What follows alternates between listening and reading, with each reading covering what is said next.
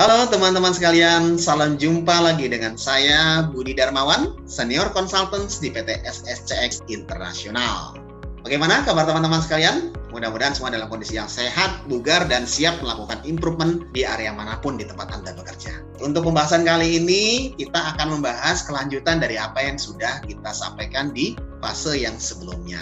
Kalau di awal kita sudah membahas mengenai define, measure, analyze, improve. Nah, kali ini kita akan membahas step terakhir di dalam metodologi DMAIC, yaitu control. Nah, kalau dalam bahasanya kontrol itu berarti kan kita memastikan bahwa segala sesuatunya berjalan dengan baik.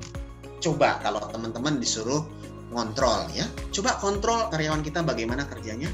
Artinya kan teman-teman harus ngecek nih, ada masalah nggak dengan teman-teman? Apakah mereka sudah bekerja dengan benar dan sebagainya? Nah, artinya teman-teman harus tahu. Kenapa? Karena teman-teman harus kontrol mereka. Begitu juga dengan di dalam fase Lean Six Sigma ini. Fase kontrol itu memastikan bahwa apa yang sudah kita lakukan atau apa yang sudah kita improve di dalam fase yang sebelumnya, yaitu di dalam fase improve, itu bisa diimplementasikan, bisa dijalankan secara sustain, ya, secara continuous, secara terus-menerus. Sehingga jangan sampai improvement yang sudah kita lakukan ternyata hanya bagus di awal saja. Setelah itu tidak dijalankan. Setelah itu hasilnya kembali lagi ke awal. Nah, kan sayang sekali.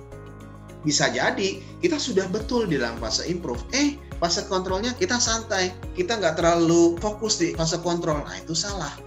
Sehingga sayang kalau ternyata benefitnya tidak bisa dijalankan secara sustain. Jadi apa yang perlu dilakukan agar fase kontrol ini bisa optimal?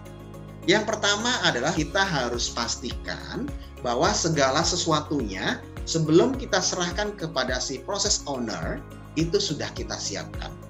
Apa yang perlu disiapkan? Kan gitu kan ya pertanyaannya. Apa nih Pak yang perlu saya siapkan agar mereka bisa jalan sustain? Tentunya yang pertama adalah Bapak pastikan bahwa apa yang harus dirubah itu sudah diinformasikan, sudah dibuat settingannya yang benar, ya. Kemudian juga kalau perlu, kalau memang ada hubungannya dengan operational procedures, lakukan perubahan SOP jika perlu lakukan itu. Atau apapun namanya lah, entah itu SOP, entah itu instruksi kerja, working instruction, atau apapun dia menjadi terstandarkan. Sehingga si operator atau siapapun juga yang melakukan itu, bukan hanya operator ya, kalau improvementnya di level manager, ya manager juga. Bahkan di level direksi, direksi juga ya. Kalau memang ada guidance yang jelas untuk bisa melakukan itu, dan ada perubahan setelah improvement yang kita lakukan perubahan. Lakukan revisi untuk dokumen-dokumen yang memang perlu untuk direvisi.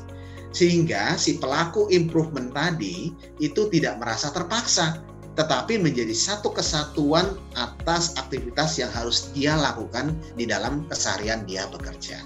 Jadi, buat standarnya, update standarnya. Kemudian juga di dalam fase kontrol, yang tidak kalah pentingnya adalah kita review nih, kira-kira benefit ya atau value creation yang bisa kita create di sana ya. Ya, value yang bisa kita create di sana, kita bisa hasilkan di sana itu berapa. Kan kita sudah dapat tuh gambarannya. Oh, ternyata kayak begini. Oh, kita sudah bisa menurunkan reject sampai ke level sekian. Oh, kita sudah bisa menaikkan productivity kita menjadi sekian. Oh, kita sudah bisa mempercepat waktu kita jadi sekian.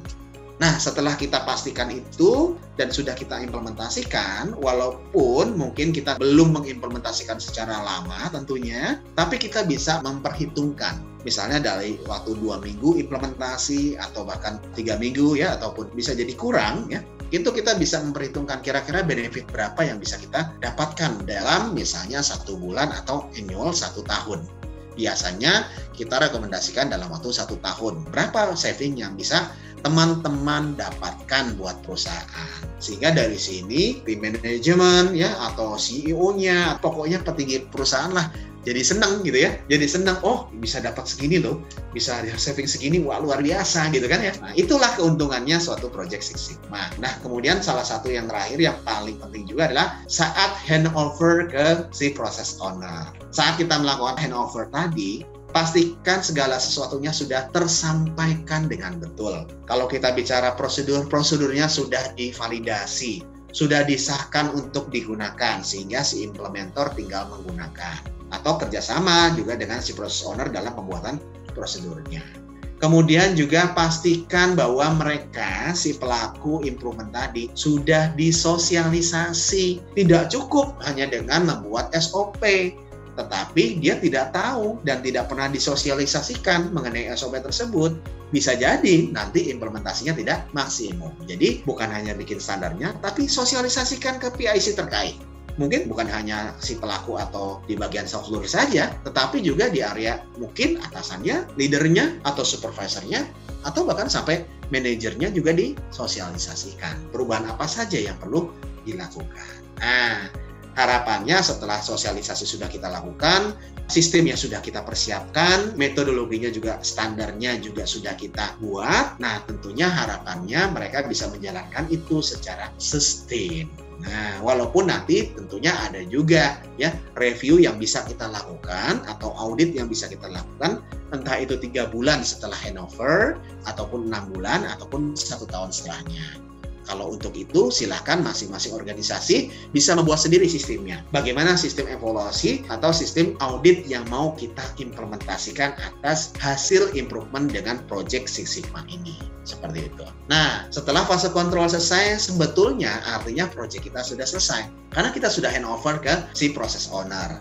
Untuk selanjutnya, tanggung jawabnya berarti sudah ada di dia. Dengan catatan tadi, segala sesuatunya sudah kita persiapkan dengan benar. Nah, dengan selesainya fase kontrol ini, berarti harapannya benefit buat perusahaan sudah bisa dinikmati. Paling tidak sudah bisa diperhitungkan kira-kira berapa. Oke, jadi itu adalah fase kontrol ya. Jadi teman-teman sudah paham nih fase define, measure, analyze, improvement sampai dengan kontrol. Mudah-mudahan teman-teman bisa lebih mahir lagi, bisa lebih paham lagi mengenai fase DMAIC ini sehingga bisa menjalankan program Lean Six Sigma secara baik dan benar. Terakhir, kalau teman-teman ada pertanyaan, ada saran, atau ada usulan mengenai topik apa nih yang berikutnya yang perlu kita bahas, monggo silahkan tulis deh di kolom komentar yang ada di bawah. Oke, terima kasih. Demikian Budi Darmawan mohon pamit untuk kali ini. Selamat melakukan improvement. Salam improvement.